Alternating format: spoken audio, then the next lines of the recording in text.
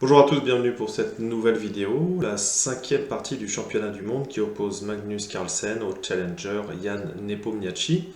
Les 4 premières parties sur les 14 se sont terminées par la nulle et on va voir ce qui s'est passé dans cette cinquième partie. Donc Jan Nepomniachtchi avec les blancs et puis Magnus avec les noirs. Donc E4, E5, classique chez eux, cavalier F3, cavalier C6 et de nouveau une espagnole. Et une espagnole, on en avait déjà discuté, avec fou E7, donc ce qu'on appelle l'espagnol fermé. Tour E1, que du classique. B5, je vous conseille d'aller voir la dernière vidéo, la première partie qui avait été faite avec l'espagnol, si vous voulez revoir quelques variantes d'ouverture dans cette ouverture bien précise. Ici, on a deux coups, on a du petit roc ou D6. Voilà, et sur D6 par exemple ici, C3, petit roc, H3. Bon, ça tourne toujours, de toute façon toujours autour des mêmes coups, ensuite avec A4.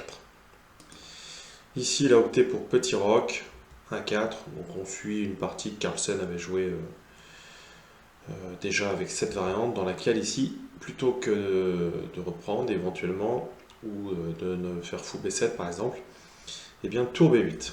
Donc échange. Pourquoi les blancs s'en priveraient? Ils ont la colonne A ouverte.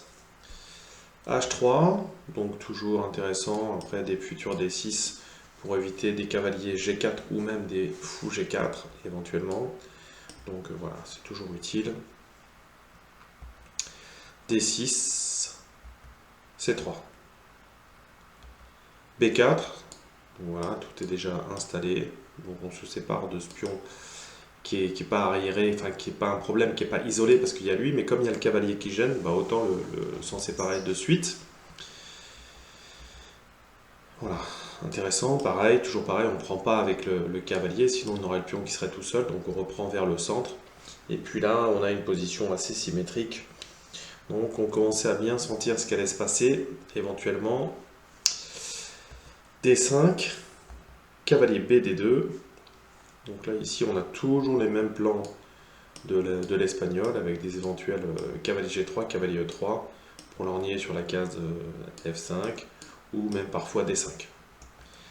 D prend E, D prend E, on se retrouve avec deux pions C isolés, mais c'est pareil dans chaque camp.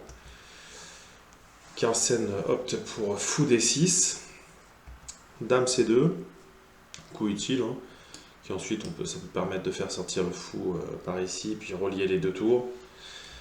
H6, voilà, on empêche encore une fois également, comme en symétrique, l'arrivée, on contrôle la case G5.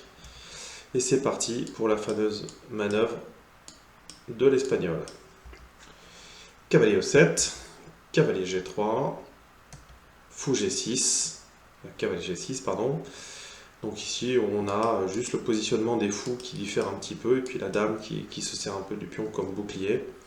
Donc les noirs ne peuvent pas espérer grand-chose, si les blancs sont sûrement légèrement un peu mieux ici, mais bon, pas grand-chose en perspective en tous les cas.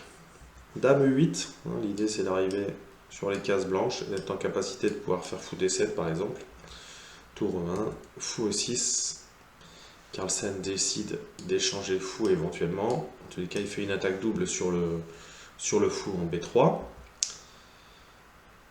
Fou A4, fou D7, cavalier D2, et là c'est ici, c'est Carlsen qui va initier beaucoup d'échanges ici, et on est en finale. Alors Carlsen, ça peut être une stratégie pour lui, parce qu'il sait que c'est son point fort. Donc ici, il échange encore une paire de tours. Nepomniachtchi dit ok, mais ça sera comme moi je le veux. Donc ça s'échange sur A4. Et puis finalement, les blancs ont la colonne A, et les noirs ont la colonne B. Donc les forces se sont nivelées là. Tour A6, cavalier E8. Roi F1 commence à centraliser les pièces. Cavalier F8, après les avoir eus sur F6, G6, les deux cavaliers reviennent au bord. Donc il ne faut pas laisser les enfants regarder cette vidéo. Vu qu'à chaque fois on leur dit cavalier au bord, cavalier mort. Voilà, l'idée c'est de faire beaucoup de manœuvres pour pouvoir mieux les poster. Cavalier F5, et cavalier E6. Donc la même manœuvre avec le passage en F1 pour se repositionner sur la case E6. Cavalier D4. Voilà, ce qu'il faut bien comprendre, c'est qu'ici, ben voilà, il y aurait ce pion qui n'est pas terrible. Et puis, bon, là, ici, ben, les deux cavaliers, finalement, sont pas moins bien que le fou et le cavalier. Donc, ça n'arrangeait pas forcément Yann d'échanger ici.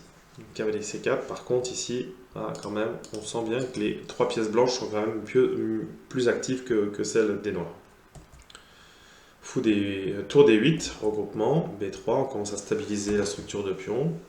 Les noirs font pareil, on a quand même quelque chose d'extrêmement symétrique. Pour aller chercher quelque chose, ça va être quand même difficile.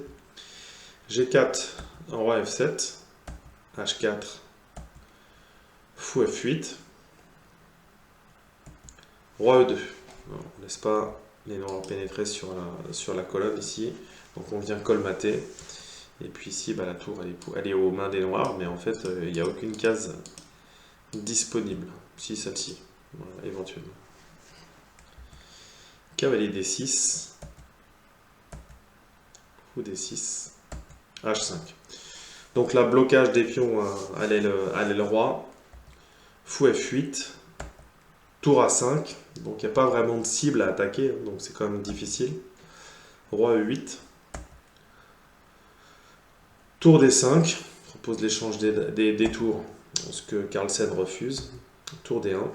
Et puis ici, tout est mis en place pour des échecs sur la deuxième rangée, éventuellement avec une pénétration sur l'aile roi. Donc là, ici, Yann Nepomniachtchi ne pouvait absolument pas laisser ça faire, donc sur tour A2. Il a joué tour D2, tour A1, on essaie d'aller sur l'aile roi. On lui dit non, c'est impossible. Tour A2, tour D2. Même ici, par exemple, si on avait roi D3, roi D7, centralisation des deux côtés, roi C4, échec, fou D6, roi G1, cavalier, roi C6, fou E3, tour A4. Et en fait, ici, on peut pas, il n'y a pas de cible, on ne peut rien attaquer, il n'y a pas vraiment de levier particulier, quoi. En tous les cas, il y avait peut-être une partie à jouer. Après, tour D2, ici, ça a répété. Et 5e nul en autant de parties depuis le début de ce championnat du monde. Voilà. Donc,